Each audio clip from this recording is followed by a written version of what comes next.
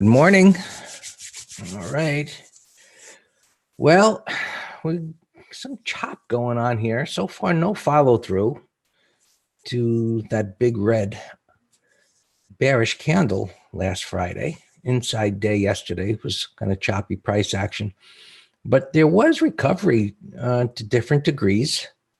And so it opens up the possibility of forming a new upper range here as the market waits to hear more earnings. Positive, negative, China, as we know, and all the other, news items that are kind of pushing this market around kind of day to day. In any event, regardless of the day-to-day erraticness, chop, or what, we have uptrends and they're still intact. So we give them the benefit of the doubt with the assumption that they'll go higher until that actually changes. Yesterday, we covered, the fact that where prices were and the big red bar. Weekly is in an uptrend. There was a red bar last week. And, after this move up, this kind of a pattern typically does result in a pullback. A wide range bar, multiple bars to the upside, and then a red bar, a deep retracement into the green bar. But so far, there's been no follow through to it. Actually, it's beginning to recover and open up the possibility of an upper range. So we've now got opposing pivot lows and highs, and prices are just moving sideways within those two reference points. So until they can get out of that, breaking out above that swing high or breaking down below that swing low, it's just day-to-day gyrations really going nowhere, kind of like just running in place. So we'll see, and we'll look at some other markets to see where they go. Do you ignore that big spike down overnight on the 60-minute chart? Well, Howard, you don't ignore anything, meaning, so I didn't ignore this big red bar, but our, systematic analysis is such that, and I've repeated many times that when we get a big red bar like this, does it stay in the lower 50%? And if it stays in the lower 50%, the candle bodies, right? So sometimes maybe you get a spike up, and it comes all the way back down and it's a tail. And when I always tell people as well, just envision it on a line chart. And did it do anything of significance?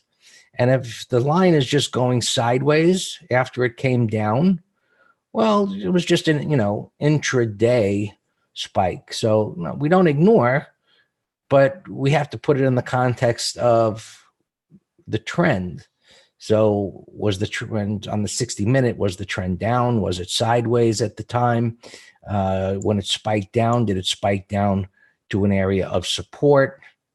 And so on. So you have individual pieces of information, and then you put them in the context of trends, support, resistance, relative strength, relative weakness, and you come to a conclusion, a bias that says, what's the weight of the evidence here?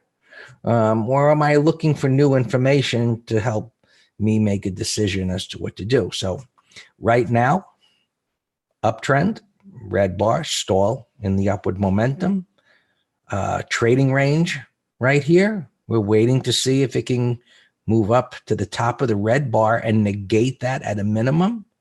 And then if it does that, that opens up the possibility and shifts our bias to this should make new all-time highs and continue to go higher, because it has ignored that red bar to some extent or negated it by being able to retrace that. So we're at 299-ish here. All right. So we're kind of getting up, right? Maybe we're past halfway. Can it hold it now? So, and now we can see the resistance that's right there between the overnight trading and then when it went down that day. What does it do here? So what do we do with this information today? Well, this is now forming, or has formed, right, a new trading range, which is okay. I've got a larger trading range, and now I've got a smaller trading range. And so now we're waiting to see, again, can I get out of the small trading range? That opens up the probability of getting out of the bigger trading range. Yeah, Robert, exactly. You got to keep things in context. And that's why, like, we see something like that big red bar, and I say, wow, that thing gapped up and it retraced almost 100% of the reversal bar. That suggests it's going down, but it's at that pivot low. Can it break it? It should, based on that and the weekly chart, but it hasn't.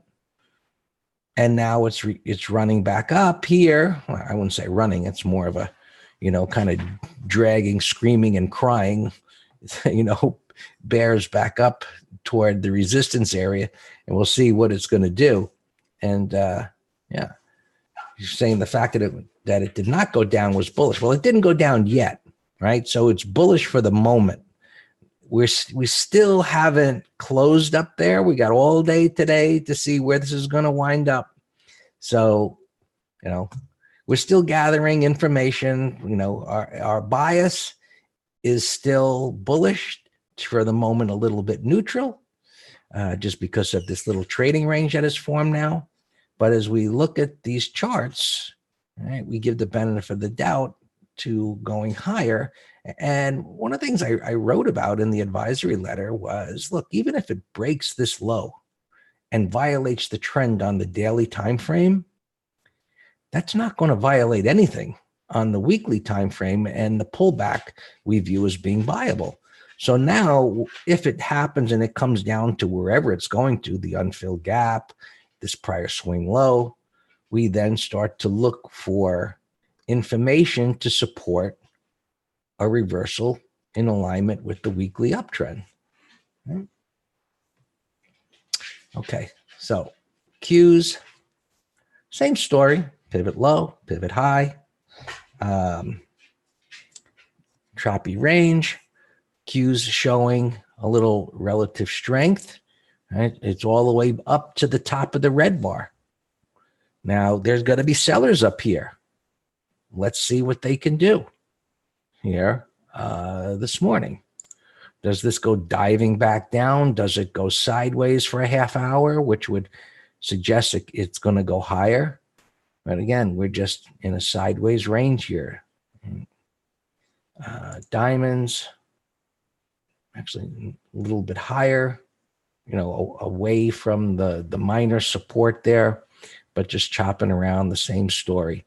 So for the moment, it looks like we're getting a consolidation within uptrends, within this bullish move that has occurred from the June low. Looking at the futures, right, so you get a bit of a clearer view since you have that overnight trading.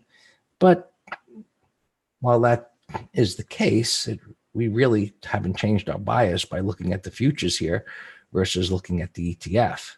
We can just see, because this bar forms in a more complete way, you can see it's retracing toward the top of the big red candle. So again, so far, buyers are winning the battle, where bears just kind of crushed it on Friday. They couldn't push it through the swing low, and now prices are retracing back up, and we'll see where this bar ends today. As it comes up to this resistance point where sellers are lurking up there, does that turn into a topping tail, or does it turn into a topping tail with a red candle body?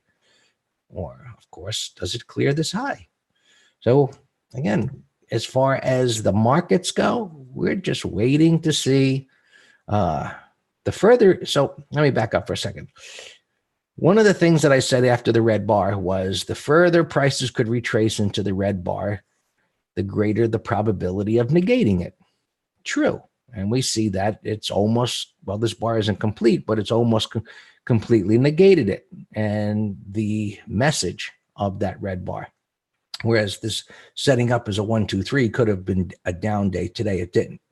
So, and it's the same thing here. The depth of this retracement here, this red bar on the weekly, is a little more bearish or suggestive that prices could get through it.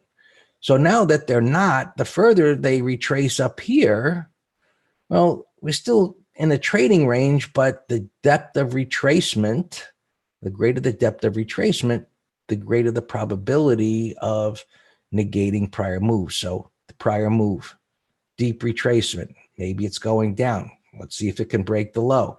Big red bar. Here you go. See if it can break the low. It can't. It's coming back up to the high of the red bar, negating the red bar. We're still in a trading range. If it can get up here, well, it should be, you know, a little flip or a bunt to get to new all-time highs.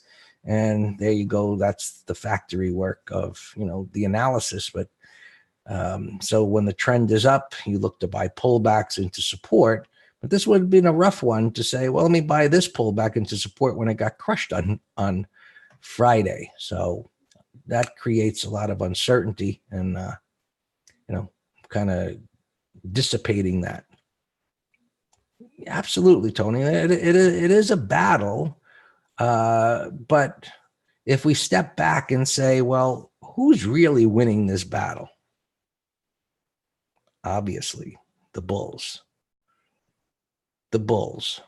They're taking a rest here. They're not so sure they want to continue their aggressive buying. So this trading range, let's back up here a little bit. Clearly up, consolidation, up, pullback, up, shallow pullback, up.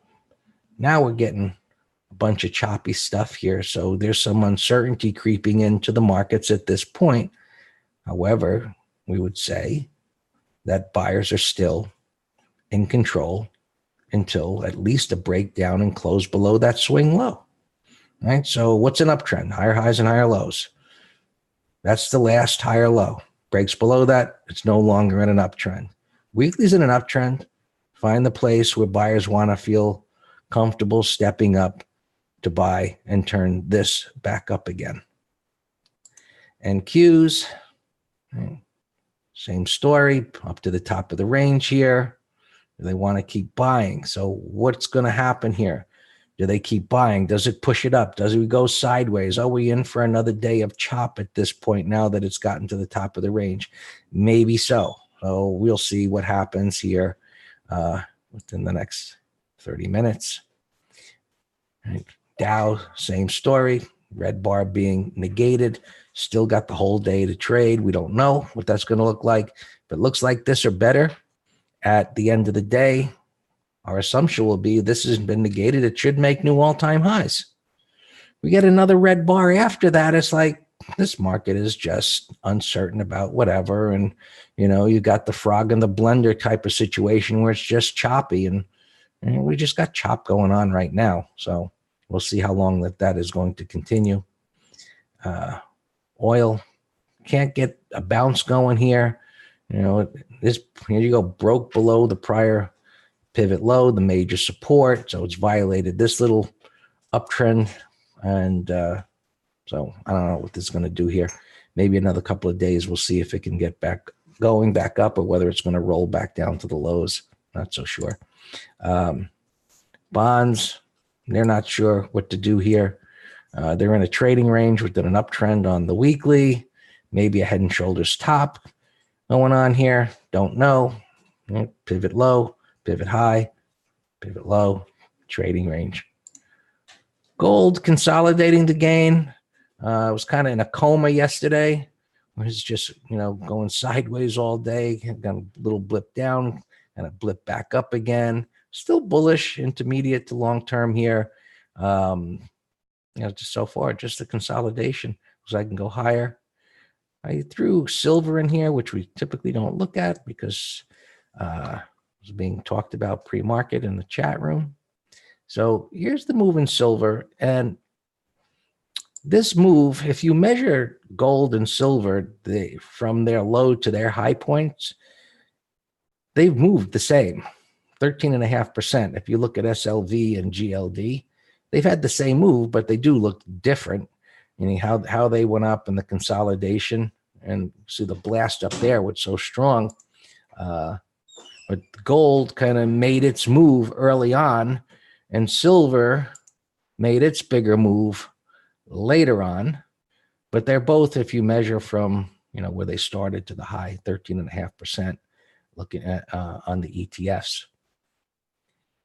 Transports, right? They're recovering from the drubbing on Friday.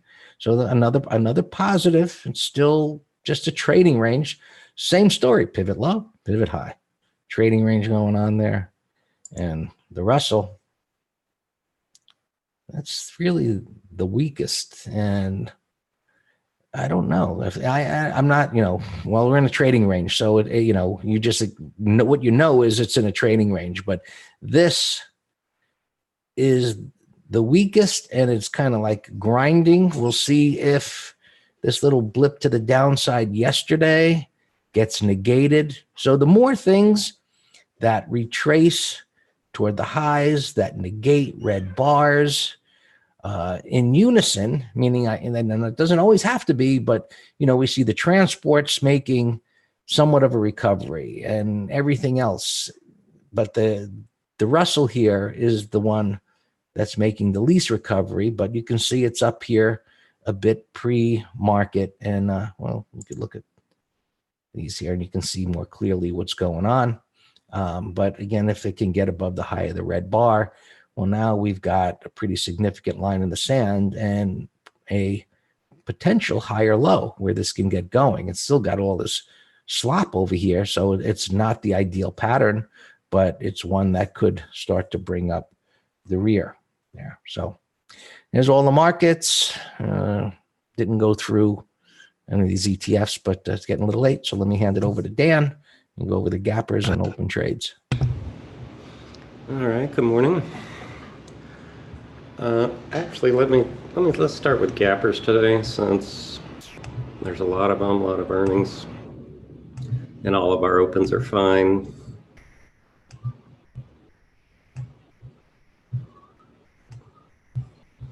This Uber gave us a scare yesterday, but it's up again.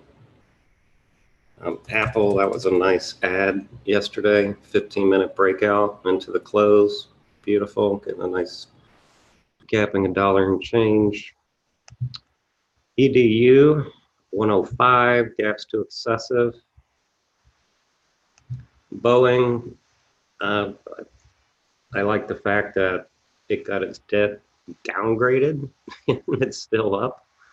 So again, that tells me it was either known, so it's a non-issue, or there's other good news going on that's greater than the bad news of a debt downgrade. But in any event, there's no tradable pattern there. 5641, I like this one as a gapper. I don't know if this is earnings or something else. Kind of light volume, but it's gapping from this multi-week consolidation, and the gap's not too big. And I got a price for it. This can run to 58 bucks. So I like that. This one, light volume, no interest. BDN, light volume. I don't see where it's gapping, but that was an earnings also. ACC, I think, had earnings. Now this is a buy setup. However, it retraced from a square top. So there's no price for it. In a quality trend, we like retracements from V tops, and then they're controlled uptrends, higher highs, higher lows, and you expect, it to take out the prior high. This one, I do not expect it to take this out, at least not in one move. This had earnings. It's strong. It's kind of a, a little bull flag consolidation on an uptrend.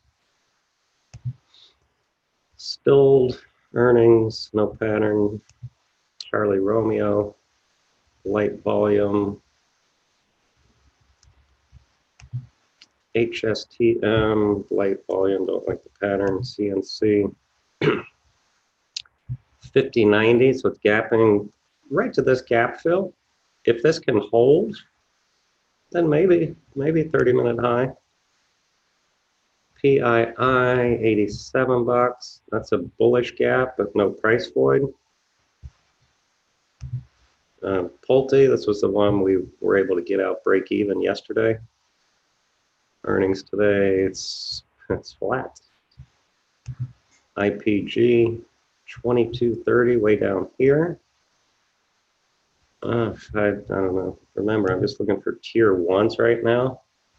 And light, L-I-T-E, is one that I like.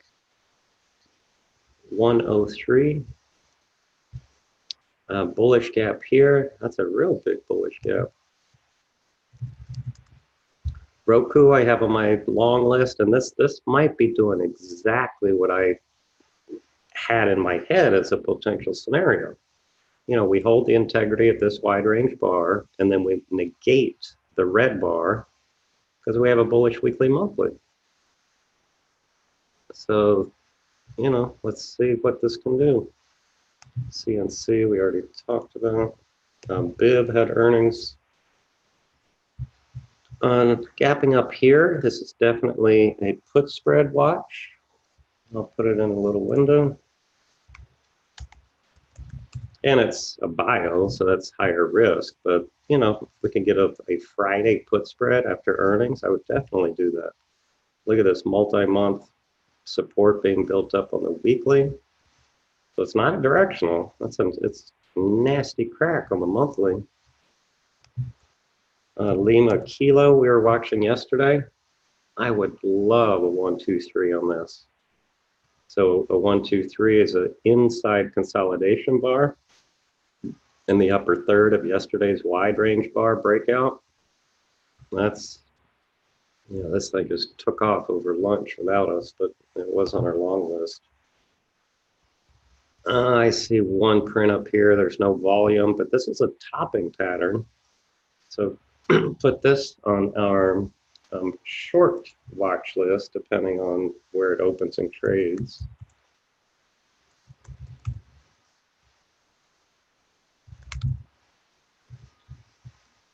TRU, it's flat. I can't tell what it's doing. TTS, well, it's low price junk. Key, that's junk pattern. MG, junk, no volume. Talking about banks, I have STI on my long watch list. PCAR down a little bit, 67 bucks. It's a, you know, bearish gap. FELE, like volume, it's a mess. FitB, another bank, mess. Look how that thing trades. Ugly. FNB, no interest. There are a lot of earnings. GPK, kind of a 1, 2, 3, but with a big old tail yesterday. Gap in a 1490, a gap breakout. Kind of too big. Hasbro. Oh, one of you yesterday was telling me it was Hasbro earnings. So it's today. Or maybe it was after the bill, I don't know. 115. That's a big gap from multi-month trading range here. Look, it all started with this pro gap down here. See, pro gaps don't have to get filled. I mean, some people have a crazy myth of all gaps are filled. That's just a crazy statement. AutoNation, this is a flag, a big old ascending triangle here. So you got a little higher lows here, you got a flat top, and it's gapping over it. There's actually room on the monthly. I'm going to put this on a watch.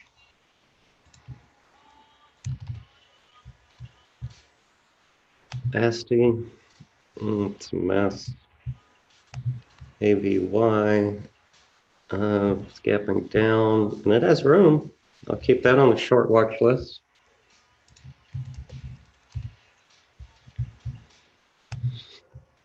Travelers, it's gapping down $2, but You know, it's already down 1, 2, 3, 4, 5 bars. We got conflicting time frames. JetBlue up, but no price void. KMB 136. That's a mess. Gapping to resistance. Stone. This is a McGraw pick. Stone. And ADI I like. Let's put ADI down here.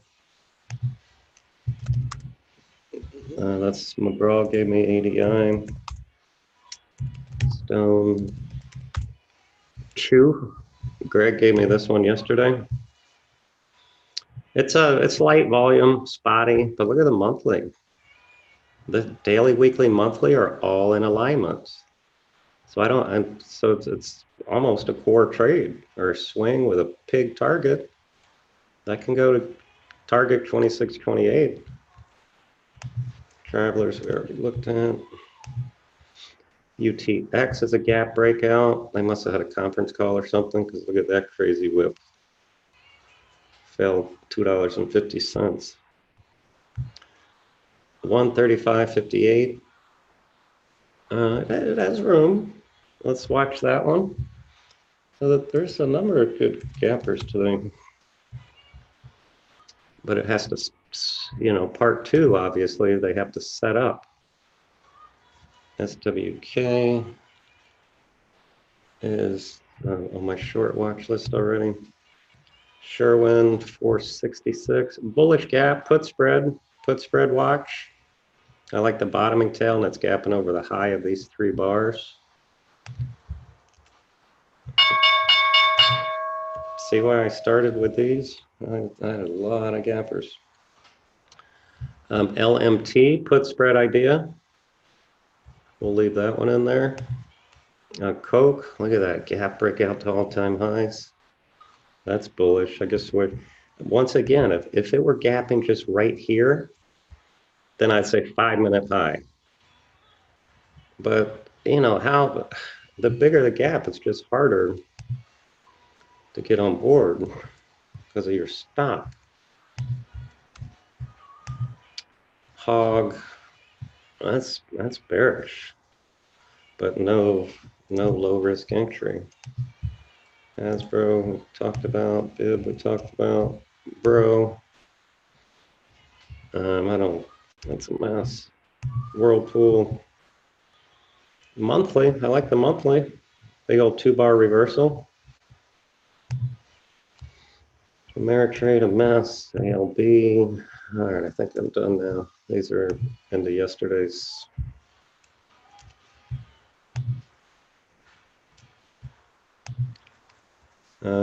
Yeah, Roku really has to get over that red bar. Twilio, we have a put spread from yesterday. Target, big trading range, but I'm watching it. MOBL.